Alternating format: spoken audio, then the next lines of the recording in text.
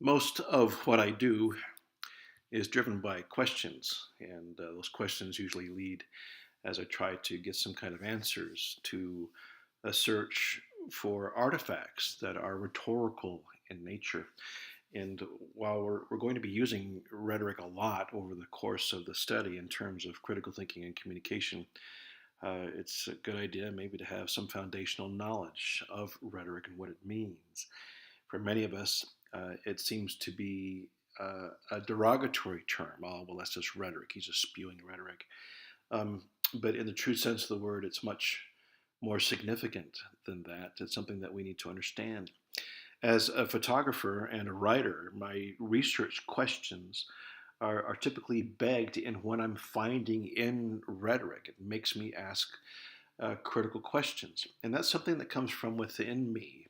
It's something visceral. It's a solar plexus response to an impetus and to an artifact that's going on out there, and that artifact could be a song, a music. It could be walking my dogs out on the ranch. It could be a drive in the car or a ride on the motorcycle. It could be a film, a book I'm reading, whatever. It begs me to ask more questions in that respect. Um, Designer Richard Seymour, in a TED talk, he describes that moment that I'm talking about as stupefying, and I think he's right. When something has an effect on us, stupefying or otherwise, it it begs a question within us, a research question. At the very least, the question might be why. For me, though, I'm more impartial to the question: how is it that? Like, for example, how is it that the final sequence to the film American Beauty brings me to tears regardless of how often I've watched it? Or how is it that just seeing my yellow kayak decreases my heart rate? Or how is it that in our fervor to keep under God in the Pledge of Allegiance, we've overlooked the significance of the word that follows? All these artifacts and all these uh, ideas pulled at me for different reasons. And in wanting to know those reasons, we intuitively developed research questions.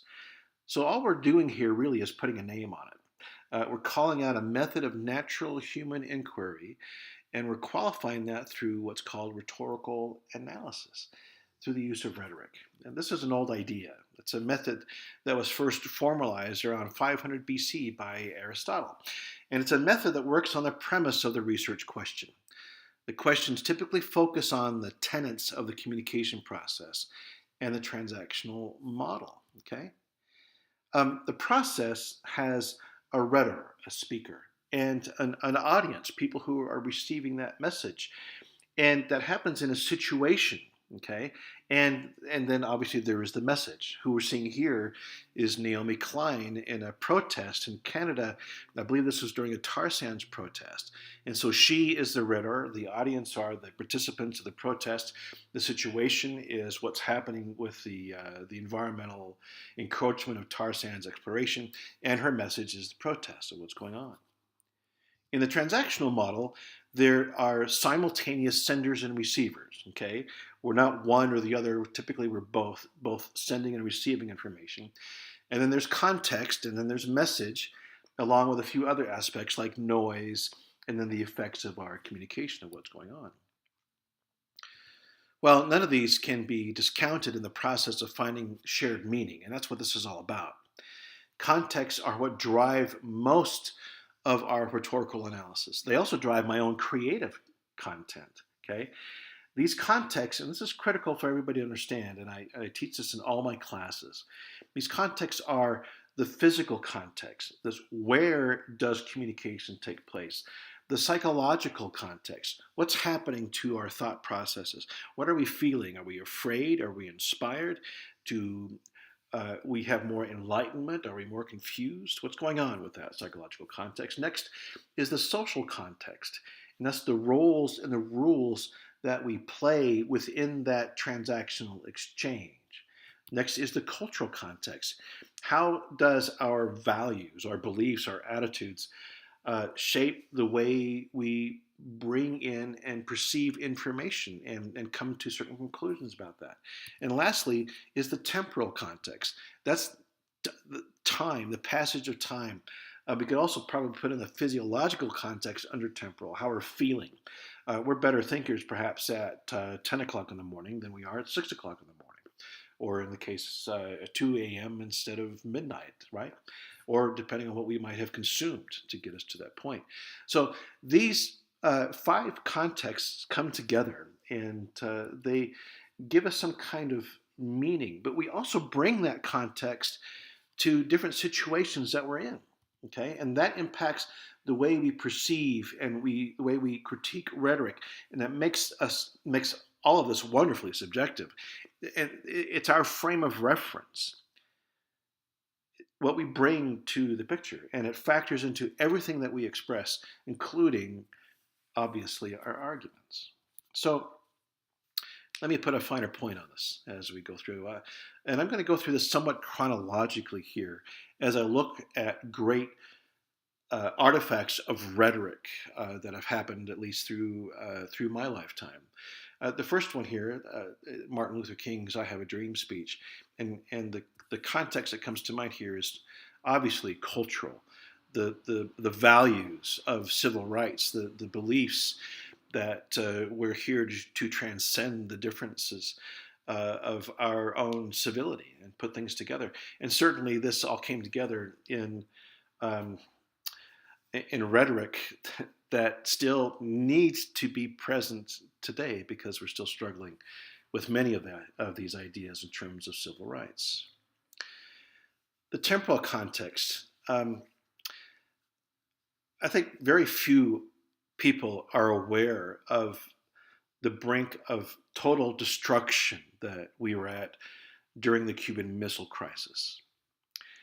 And fortunately, we had a level-headed leader who knew what needed to be spoken, what rhetoric needed to be proffered in order for us to subvert something that we had all feared on some level, as far as some type of a nuclear war, a nuclear annihilation. And John F. Kennedy was able, through his rhetoric, to go through and stave that off from happening. Speaking of fear, when President Ronald Reagan asked Gorbachev to tear down that wall being contextually psychological,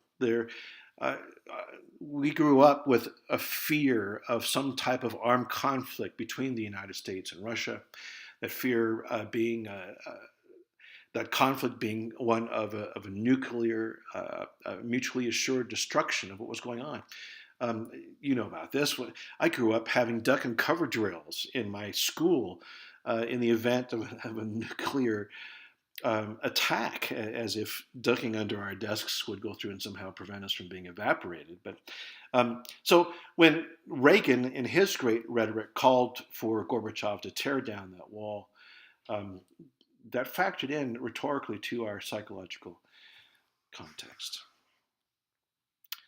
Nelson Mandela, a prisoner of his own state, and in his endurance and in his speaking out, did so in terms of the social context, the relationship he had with his people as their leader, and the role that he played, the rules that he broke, in fact, in order to go through and to eliminate South Africa's apartheid and to start a new social movement. Speaks then back to that social context.